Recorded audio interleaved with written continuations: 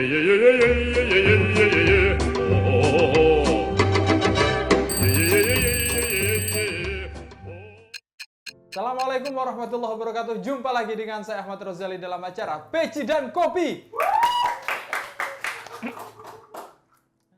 Kita masih ngomongin bagaimana wabah virus corona di dunia, di Indonesia, dan bagaimana Nahdlatul Ulama mengantisipasi itu. Hadir bersama kami Sekretaris Satgas NU Peduli COVID-19, Suratul Ilmiah SKM MKM. Tepuk tangan untuk Mbak Ilmi. Mbak Ilmi dihadirkan di sini, beliau hadir di sini dalam kapasitas dia sebagai Sekretaris Satgas yang menjadi garda terdepan bagaimana nanti mengantisipasi penyebaran virus corona di kalangan, terutama di kalangan warga Nahdien. Beliau juga sedang melakukan pendidikan PhD S3 di Central South University, Kesehatan Masyarakat di Epidemiologi. Benar ya, Mbak ya? Luar biasa. Saya tidak salah berarti. Gimana Mbak kabarnya? Alhamdulillah baik. Baik. Sehat sampai sekarang. Kenapa? Sehat sampai sekarang. Sehat sampai sekarang. Jangan sampai nggak sehat, Mbak. Selamat datang di Peci dan Kopi. Kita di sini ngobrol santai. Ngomong-ngomong, sekarang katanya lagi penelitian tentang corona ya? Ya. Apa itu penelitiannya? Kok kayaknya lagi in sekali? Kebetulan saat awal ada kasus di Cina, saya udah desain gimana pandangan publik. Karena kan sekarang yang lebih kuat antara fakta, mitos, rumor, itu lebih kuat rumornya. Lebih kuat rumornya? Lebih kuat rumornya. Makanya semacam bukan hanya pandemik, tapi fobiademik ya. Fobiademik? Ya, bahkan sampai melihat wajah orang Cina sendiri atau bahkan orang yang studi di Cina, itu bahkan mereka ada rasa ketakutan tersendiri. Jadi saya pikir waktu itu berlatar belakang tersebut saya perlu bikin studi terkait dengan virus corona ini dan pandangan publik dan sikap pencegahan yang sudah dilakukan oleh publik, termasuk juga rumor-rumor yang dipercayai oleh publik. Oh iya, karena orang begitu percaya rumor, dia kehilangan kebenaran atas sebuah fakta lah ya. Nah, ngomong-ngomong, kalau di Satgas sendiri apa tugasnya sejauh ini? Kebetulan saya ditunjuk sebagai sekretaris mendampingi Dr. Maki, dan memang di sini kita kita bertanggung jawab penuh terhadap posko induk corona, di mana di sini kita membuat SOP untuk posko-posko di seluruh Indonesia, khususnya yang ada di PCNU atau PWNU seluruh Indonesia. Di situ kita juga buat protokol untuk lembaga pendidikan NU, ya, baik di pesantren, kemudian tempat-tempat berkumpulnya orang NU ya, majelis taklim NU, kemudian protokol bagaimana penyelenggaraannya seperti apa, kemudian protokol di dalam masjid seperti apa, protokol di dalam kantornya sendiri seperti apa. Karena kita ini basicnya komunitas. Ya, dan suka ngumpul. Betul sekali. Ada tahlilan. Kita bayangkan kalau misalnya ternyata Depok saja itu ada satu kasus konfirmasi positif, berapa pesantren yang ada di Depok? Satu pesantren bisa sekitar 2.000 orang. Berapa orang yang akan terinfeksi kalau pernah ya orang positif tersebut mungkin pernah silaturahmi, cium tangan dengan pesantren, kemudian menghadiri acara-acara, kita belum tahu. Betul. Apalagi menuju dan keluar dari Depok dilakukan dengan transportasi massal, KRL. Betul. Luar biasa itu. Nggak, ngomong-ngomong tentang survei, Anda meneliti tentang kesadaran, sikap, dan praktek serta rumor di publik. Kalau melihat hasil survei yang dilakukan sejauh ini, bagaimana respon masyarakat Indonesia? Survei yang saya lakukan ini, saya responden utamanya Indonesia dan juga masyarakat di luar negeri. Pertama, saya sebarkan ke teman-teman internasional saya juga untuk melihat perbedaannya seperti apa. Cuman memang sampai saat ini analisis yang sudah saya lakukan masih deskriptif dengan responden sekitar 1.100-an orang. 1.100-an orang sampai saat ini, dan sekitar 80%-nya itu Indonesia. 20%-nya dari Cina dan internasional ya. Dan memang pandangan masyarakat masih banyak yang belum mengetahui detail mengetahui. terkait dengan apa penyebab corona itu, kemudian penularannya seperti apa, kemudian bagaimana jarak penularannya seperti apa, kemudian bahkan sikap-sikap masyarakat ada beberapa yang memang menunjukkan kepanikan tersendiri. Dan untuk tindakan pencegahannya atau precautionnya, mereka sudah mulai sampai banyak yang berburu masker. Ya. 64% itu mengatakan bahwa mereka kesulitan untuk mendapatkan masker. Dan mereka mengatakan bahwa harga masker itu sangat mahal. Dan untuk yang tingkat pengetahuannya sendiri, masih ada yang menganggap bahwa corona itu dari bakteri. Padahal kan memang sudah penyebab utamanya adalah virus. Dan yang paling mengejutkan itu terkait dengan penularannya.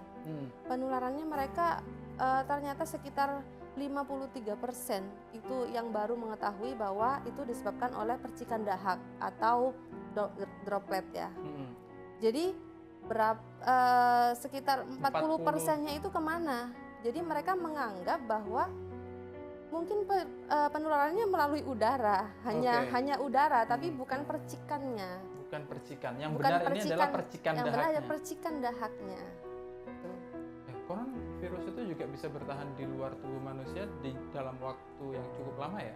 Ya, jadi kalau untuk ada yang kering dan basah ya. Jadi kalau memang menurut beberapa ahli, kalau memang di luar dalam kondisi yang kering, itu virus itu bisa bertahan sekitar 2 sampai 3 jam. Itu beberapa ahli virus. Kemudian kalau virus itu basah, menempel di tempat yang basah, itu bisa sampai 3 atau 4 hari.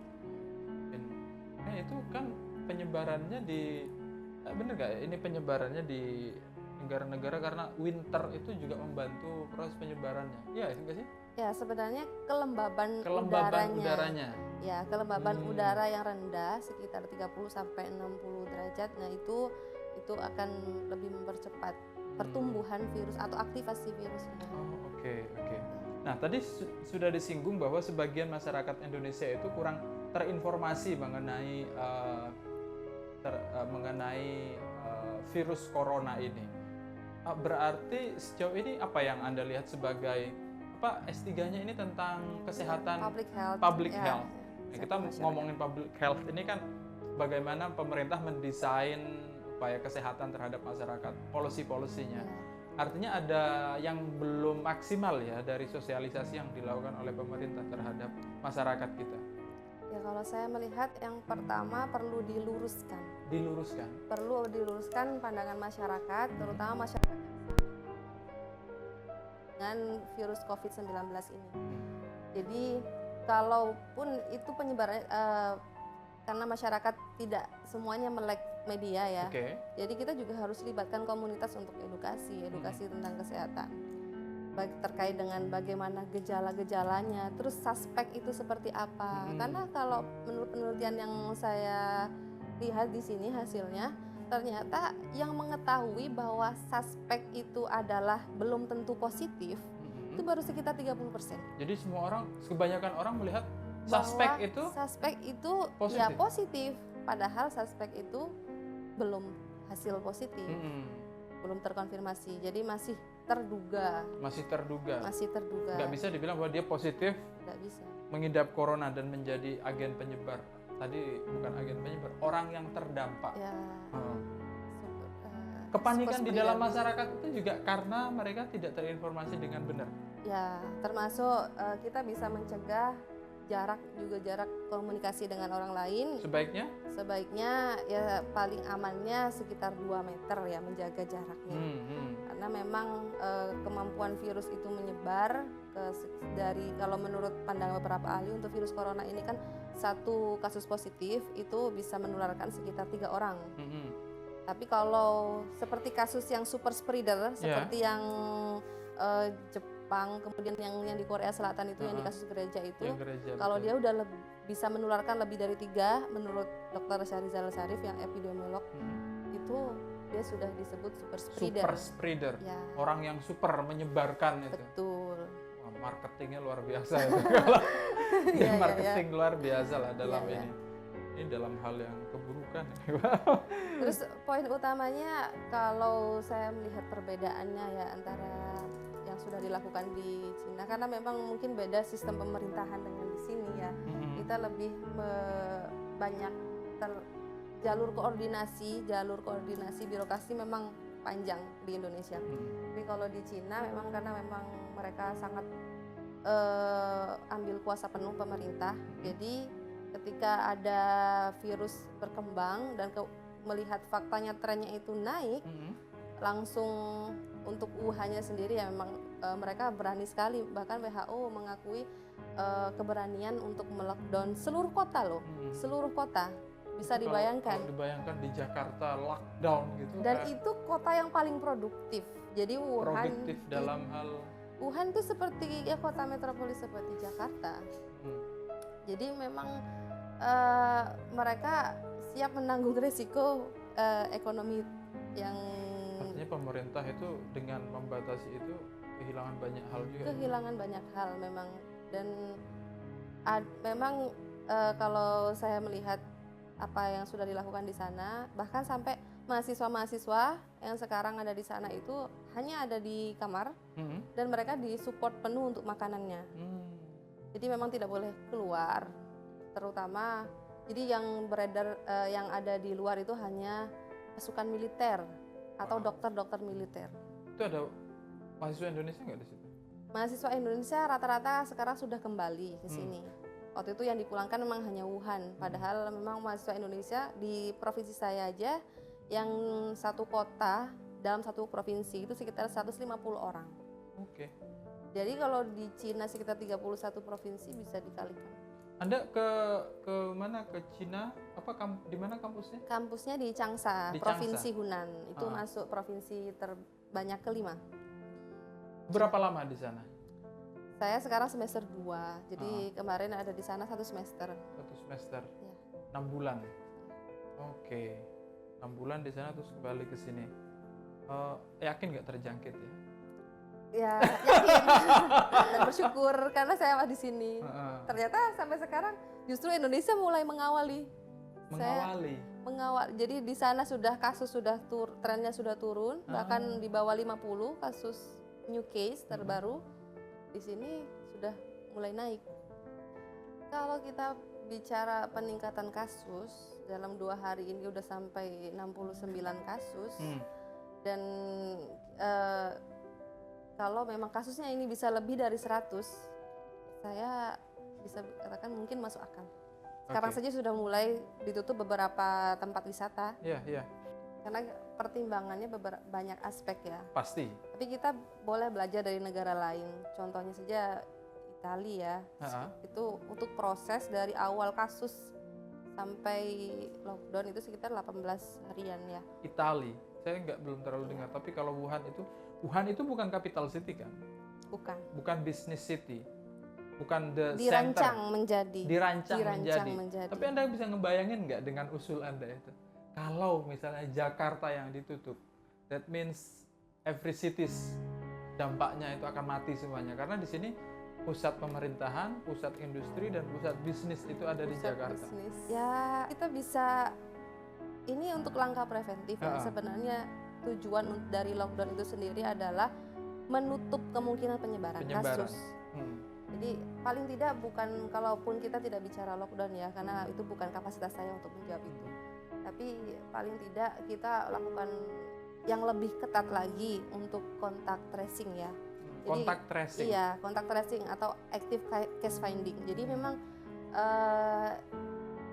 kita bedanya, kita masih belum melakukan active case finding. Jadi kita masih basisnya itu masih berdasarkan kasus investigasi kontak saja. Investigasi kontak itu pun hanya yang datang ke puskesmas.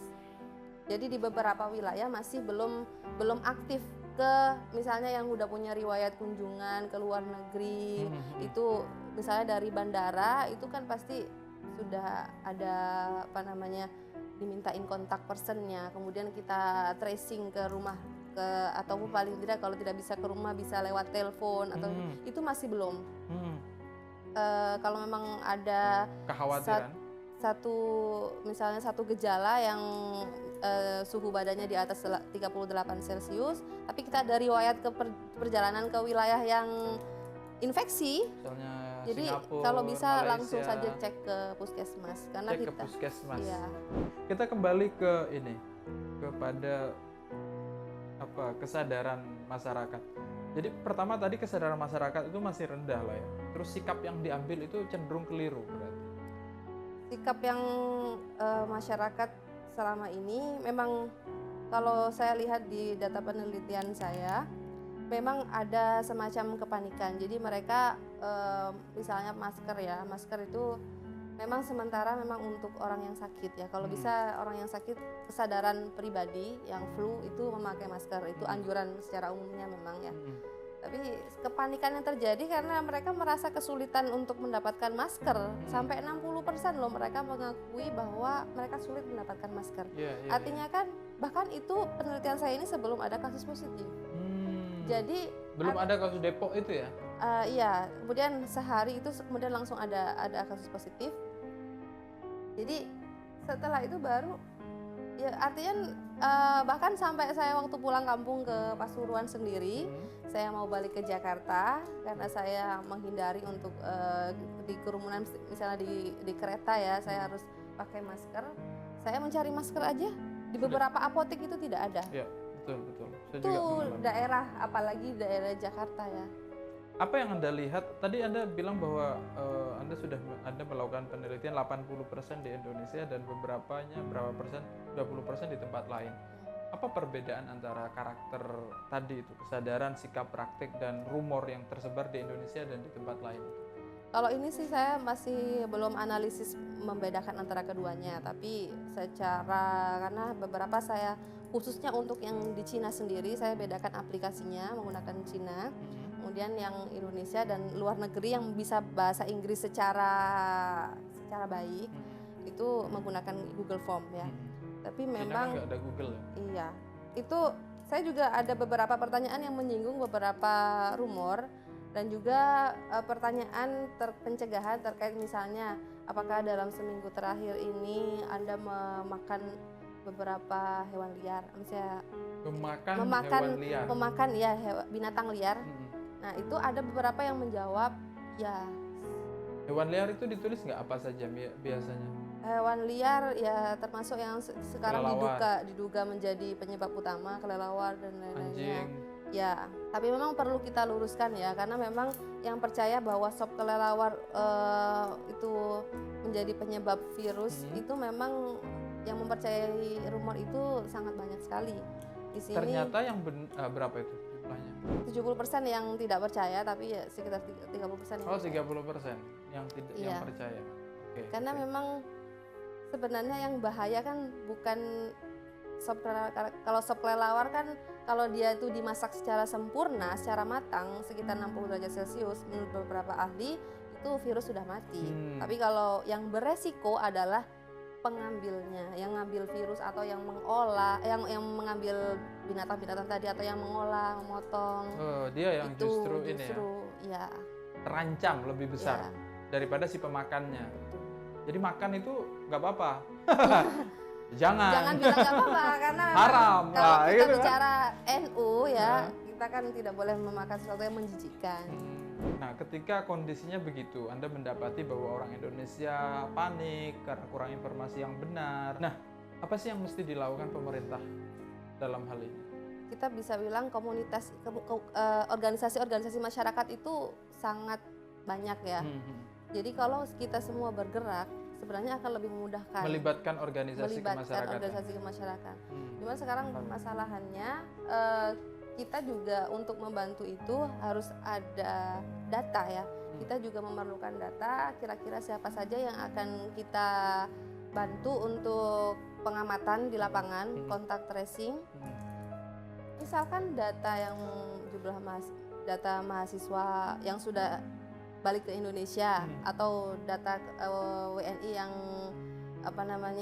pulang dari Wuhan kemarin yang dikarantina itu terus kemudian data yang pasien-pasien yang sekarang ini memang itu Kalau bicara soal